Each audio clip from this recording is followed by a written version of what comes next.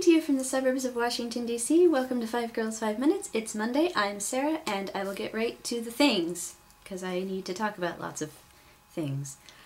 So, Tally. It was Tara and Tally this week, because I'm pretty sure maybe Edsel did make a video, but you didn't ask a question. Yeah, there are only 2 questions, that's the point. Tally and Tara asked stuff. So, Tally was talking about reading a book and having like unexpected awesome happen, where it's not something that you thought you would like maybe, and then suddenly you're like in love with it and you never thought you would. I think that's what you were talking about. And that's happened to me before. Sometimes like when I check out a new author that has been recommended to me, like a good example is Kurt Vonnegut, who's on my bed right now.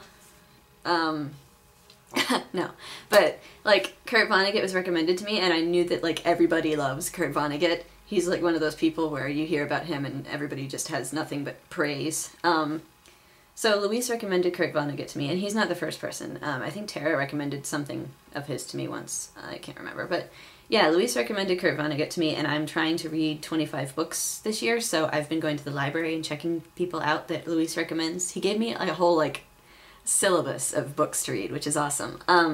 So anyway, and I've been checking out, first I checked out George Orwell, and I liked him, especially Animal Farm. I didn't really like 1984, the end, as much. I liked the middle. But I love Kurt Vonnegut. I finished, what's it called? Oh yeah, I finished Slaughterhouse-Five. And I really liked that. Like, I read it really quickly. I finished it, I feel like, within 2 weeks, only because I had other things going on. I have a hard time sitting around reading things. But now I'm on to I Love You, I Love You. God Bless You, Mr. Rosewater. I love Elliot Rosewater, who's one of the Rosewaters. There's multiple ones, apparently. And I'm already to the middle, and I'm really loving it, so I'm probably going to finish that one pretty soon. But anyway, the whole point I'm trying to make is, like, I didn't think I was going to like Kurt Vonnegut as much as I do, because it was one of those things where everybody was like, blah, blah, I really love him. So I thought I was going to read him and be like, he's okay. But actually, I can see why people like him. He's a very entertaining author. I like how he writes things very cut up into pieces so that you can, like, read some and then go do something. It's not like Tolkien, where you have to read really long chapters. I sound like Gaston, but there's pictures in Slaughterhouse-Five. That was exciting. But anyway, yes. So yeah, Kurt Vonnegut, unexpected awesome. I thought I might like him, but I didn't think I would like him nearly as much as I do. I want to read like all of the things by him. So yeah. And then Tara was talking about a comforting movie that you watch like when you want to feel better, I guess.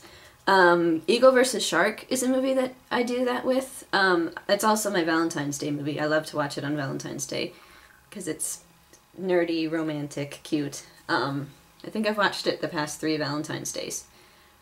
So, but yeah, that's one. And also Alice in Wonderland. I feel like whenever I get sick, I watch Alice in Wonderland, because it's the kind of movie where you can like snuggle up with a stuffed animal and watch it, and it will make you feel better because it's cute and funny. That's pretty much it. I mean, because those are the 2 like really sweet movies that I can think of. I usually watch really sweet things. I can't watch something depressing to comfort me. Some people like to be comforted by depressing things, like sad music when you're sad makes them feel better.